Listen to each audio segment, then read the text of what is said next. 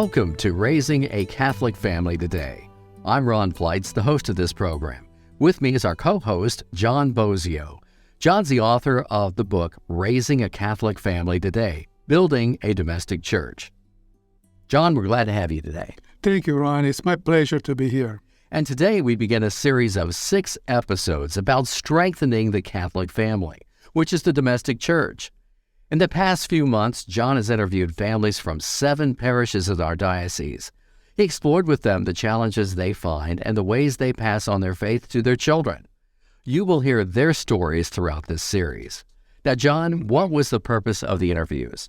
Ron, I wanted to learn how families in Middle Tennessee are helping their children grow in their Catholic faith. And in your interviews, what was the first question you asked? The first question was, what are the challenges you encounter in raising a Catholic family today?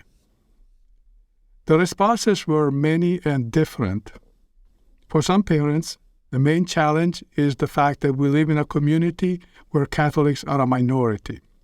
The challenges that we have in raising a Catholic family really are that there are so many different Christian denominations, and our oldest is just now, she's 7, and she's begun to start asking, why are they not Catholic? Living where we do, there's barely any Catholic people around. So a lot of the time we have to discuss theological differences with our kids between Catholics and Protestants.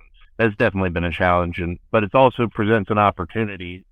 I think that's a good point. Living in this part of the country, our kids are exposed to a lot of different faith traditions. And I think one of the challenges is honoring all of those different faith traditions respectfully, while also educating our kids on why we are Catholic. For other parents, the challenge is helping their children make sense of the situations they encounter in today's world. I think one of the biggest challenges we face in raising a Catholic family is raising them amidst peers whose parents are raising them with different values and sometimes values that conflict with Catholic teaching, and to teach your children Catholic teaching, but then also teaching them to love their peers at the same time. They're exposed to things out of our control. In our daughter's preschool, our daughter's our eldest is not even 5 yet, came home probably about 3 weeks to a month ago saying, do some kids have 2 mommies? Being faced at, 5 years old, the reality of what do you do in this situation when you're invited to a play date at someone's home who has a non-traditional marriage? Still, other parents are worried about protecting their children from the values they are exposed to through their electronic devices. Biggest challenges in raising our Catholic family is monitoring what our kids see, what they hear, what they take in. We're concerned about the video games, cartoons, movies that are directed toward kids, but then they promote violence or revenge, or sometimes they even have subtle sexual implications. In my interviews, I also encountered parents who are teaching their children how to live in a secular society without buying into its values. The biggest challenge in raising a Catholic family is probably the same challenge as being a Catholic, just how to navigate living in the world but not being of the world. Yeah, I know that's a challenge today, trying to find your place and your identity as a Catholic family with all the distractions around us. The culture around us is relatively hostile to the faith, but we want them to enter that culture not with a fear, but with an excitement to be who they are and to grow in not only their own holiness, but to help others encounter Christ as well. As you can hear, the challenges that parents encounter are many, and we are all trying to do our best.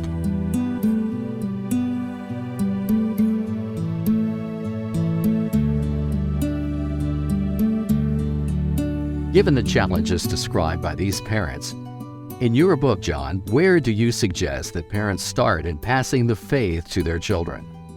Ron, that is an important question. I tell parents to start with what I consider the 2 key pillars of raising a Catholic family. The first is the importance of being intentional.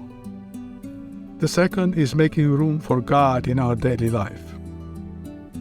So let's start by exploring what it means to be intentional. Ron, what does being intentional mean to you personally? John, to me, it means acting with a purpose in a way that is likely to give the results that is hoped for. Yes, I agree, Ron. Being intentional means acting with a purpose. So I ask families what being intentional in passing on the Catholic faith means for them. Parents describe to me 3 levels of being intentional. The first level is simply doing what Catholics do.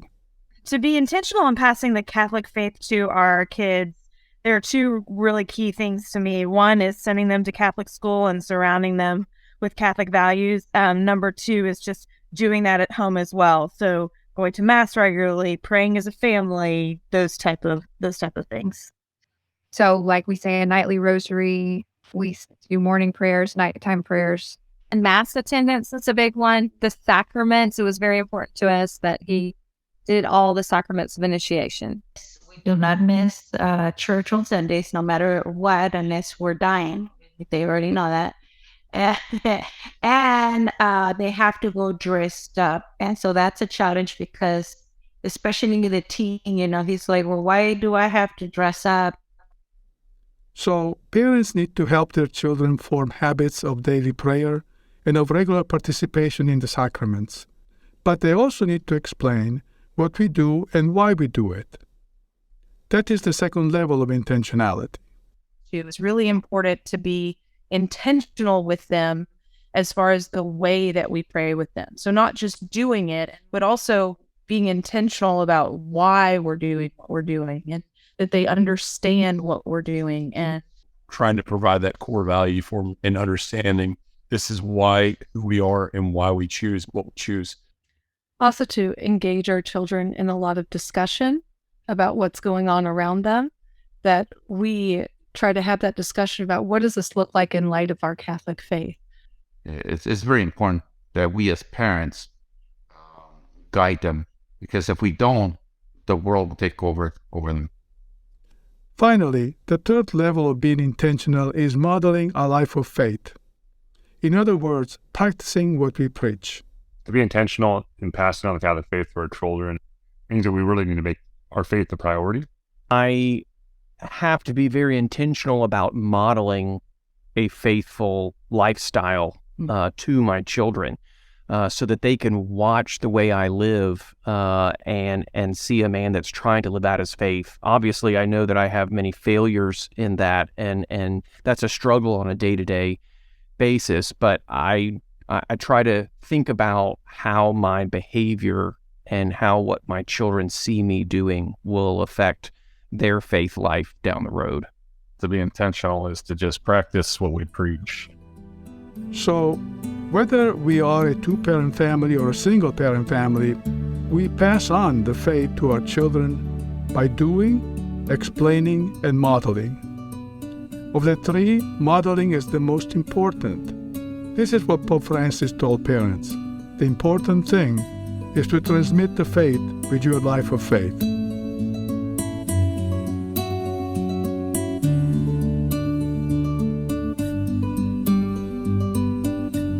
John, so the first pillar is being intentional. Now remind me again, what's the second? The second pillar in raising a Catholic family is remembering that God is part of our family. Pope Francis expresses this beautiful truth in The Joy of Love. He writes, "The Lord's presence dwells in real and concrete families with all their daily troubles and struggles, joys and hopes." So John, how do we make room for God in our life? Ron, I asked that question to our families. For most families, making room for God in their life means making time to meet with God each day in prayer. To make room for God in our daily lives by having regular daily prayer with the kids, before meals, before bed. Just try to take some time out every day to remember that God is first and to not lose sight of that. We do the rosary together. Even if it's just a decade, I feel like our kids are 2 years old to 7. So setting that expectation lower where you just continue to pray even if the toddlers are walking around. Or we include prayer before meals, prayer at bedtime. We have scripture around the house. Parents also told me that to be successful in finding time to pray, they need to make praying a priority. It is really hard to make room for God in our daily life. It shouldn't be. That's maybe a really terrible thing to say, but it can be really difficult just because of how busy we are. We both work full time, and making praying together a priority is important. And it's almost like you have to make that the top of your schedule. I think a lot of it too is making time, right? I mean, we schedule everything else, and we want to make sure as we're thinking throughout the week or thinking throughout the day that we have time built in for prayer, just like we have time built in for meals or for discussion or for school or anything else. Other families told me that one way to ensure time with God is to start each morning with a prayer. We start every day with prayer, whether it's in the car racing somewhere or it's sitting down during breakfast and praying. I think first off is starting off with a prayer and having God be just like rice and pray, get down on your knees. It doesn't have to be long. I have that quiet time, prayer time, pretty early in the morning, 5 o'clock usually. Our son, in fact, wakes up every morning and reads his scripture. Ron, if I could summarize the message of this program, it would be that raising a Catholic family today requires parents to be intentional about remembering that God is present in their home, and to teach their children to relate to Him as a member of the family.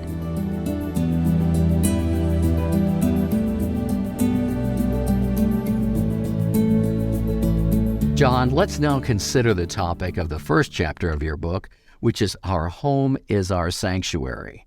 You write that a sanctuary is a safe place. In building a Catholic home, we want our children to feel welcomed, safe, and cared for. So where do we start? Ron, I believe that the first step is to know if our children feel safe. As parents, we want to be aware of what causes our children to feel anxious. So I asked the parents, what are your children anxious about? Parents told me that what makes their children anxious varies depending on their age. Parents report that their children are anxious about fitting in, not wanting to be left out, doing well in school, being accepted by their peers, finding approval from their teachers. I think it's a funny question because you could always ask, which child on which day. There's so many anxieties that come up. We see our children struggling with anxieties about school or activities and relationships, which are all a normal part of life. But I think more recently, in the past few years, we've noticed especially our older children struggling with anxieties about communication, specifically like social media and technology. Point on the 8-year-olds, and I think for them, they're most anxious about loneliness, fitting in, doing things right, and not upsetting their peers or parental figures or some sort of authority figure. Recently talked to some of our grandchildren about what makes them feel anxious. And some of their responses included, I'm worried about making a mistake. I'm afraid of not being good enough or not performing well enough or not making my parents proud.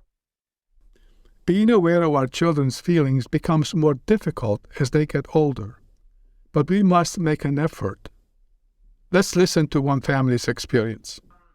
I would say for our teen, for example, I think we moved here to Tennessee in January from California, which he was very anxious, with so much lockdowns, the fact that they took away everything from them and they just went home and they had no communication pretty much besides social media, right? But he couldn't meet with his friends, go out, do anything. At first it was something new, so it was fun.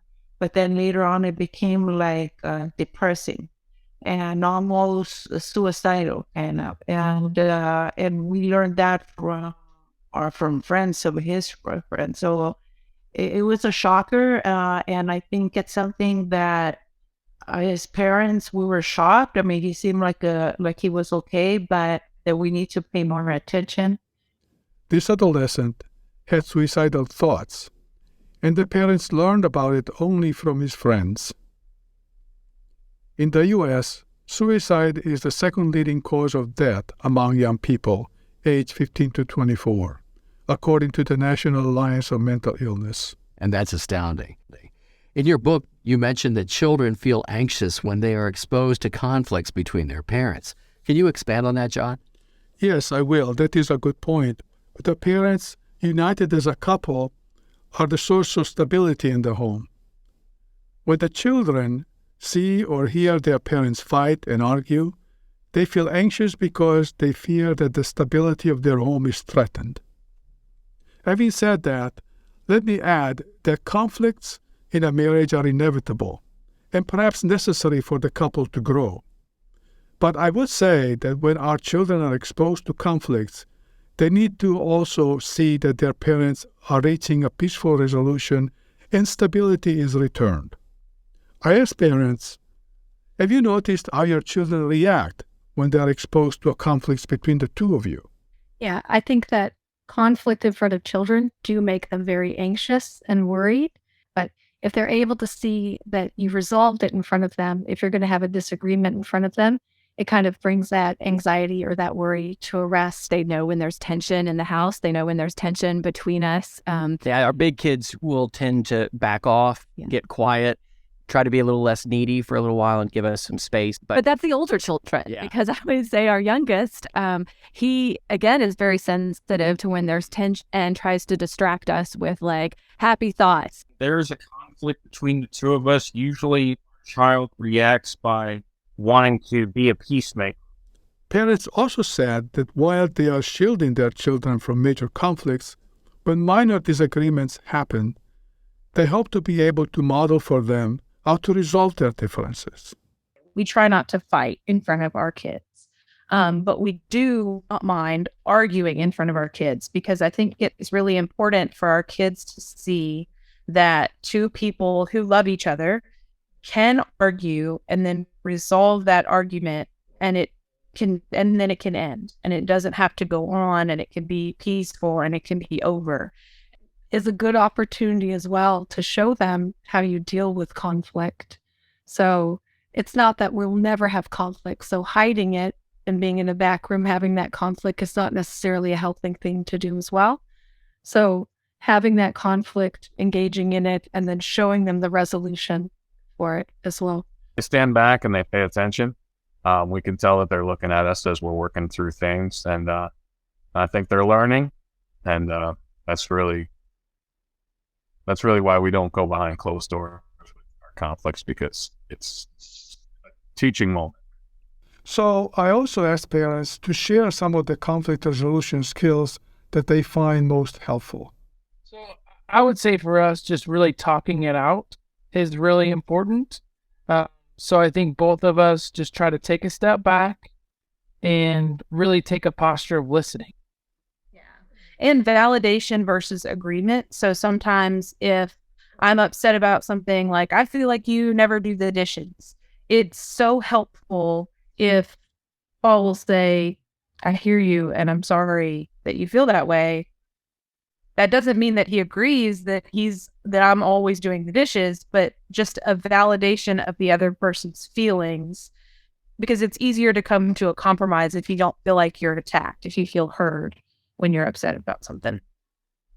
In reading your book, John, I noticed that in Chapter 1, you've included pointers on conflict resolution learned from Dr. John Gottman, a psychologist who researched the behaviors of married couples for over 40 years.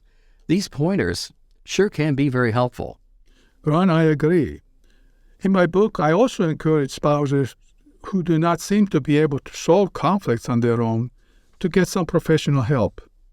Sometimes it helps to have a professional mediate some of our differences. Yeah, I think, I think about the hurtful disagreements too. What that's been helpful for us is we actually attend counseling together since our daughter passed away. And so that's actually a place we've been able to have some disagreements and kind of talk through them. And you kind of have that third party counselor who can, unpack it for you and be more objective. And I think that's helped us, outside of counseling, how to have healthy disagreement, and when things are hurtful, how to reconcile. So when conflicts happen in your family, make sure that the children see you reconcile.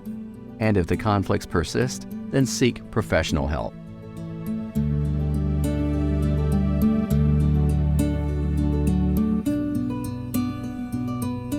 John, what else can parents do to make their homes safe for their children? Ron, there is another aspect of home safety that parents need to be aware of. It is to guard against intruders. This is especially true today with regard to the use of cell phones, internet, social media, and video games. Pope Francis commented, "Parents need to be concerned about who is providing their children's entertainment and who is entering their rooms through television and electronic devices." So I asked parents, what rules do you have for your children's use of media? I heard many wonderful ideas about managing the electronic devices, when and where they are to be used, and accountability in using them. Let's listen. We're pretty strict on media usage in our family. I'd say social media, for one, we're in the tiny minority of people, and we've not allowed any of our teenage children to have any social media accounts at all. That's been hard, especially on our teenage boys, and it's been frustrating. But we really feel like that has been an extremely liberating lifestyle for us to be free from social media. And even though it's hard for our children, we want to protect them from that. In addition to limiting social media, phones and computers in our house, we have a piece of furniture, a piece called the Arsenal, which is where everything charges. And so phones don't go in your rooms, computers don't go in your rooms. They're all used in public spaces, and when you're not using them for their purpose, they need to go back in the arsenal and remain charged there. So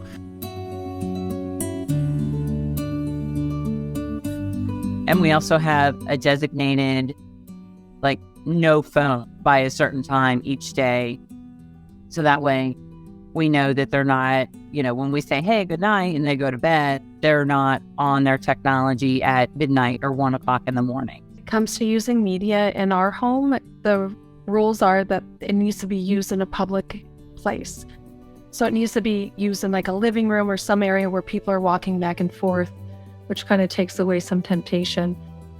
I think a lot of the consumption of media today is done through technology, through phones and computers. And so, make sure that they have the appropriate technology for their age. So we're not big fans of cell phones when the kids are young. They don't need it. Our kids don't have a cell phone until there's a reason to, which is usually when they're much older and working outside the home. And then even then we have accountable to you other things to help them consume that media well. And this is not really, it's not so much about limiting as it is directing and making sure that what they're consuming is actually edifying.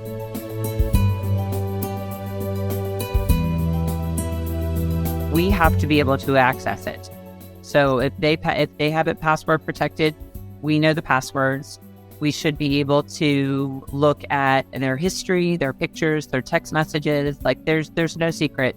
We have accountable to you on all of our, phones, computers, and that kind of thing as well. So they're fully aware that anything they do on it, we can see everything, regardless if they save it on their history or not. John, as we conclude, let me summarize what we talked about in this episode. Whether you're a two-parent or a single-parent family, raising your children to be Catholics requires intentionality. And John, in your book, you compare family life to a voyage with a canoe in a river fraught with many competing currents. Being a canoeist, I understand that. You can wind up going any which way.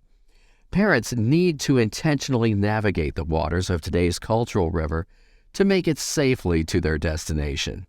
And also, being intentional is not quite enough.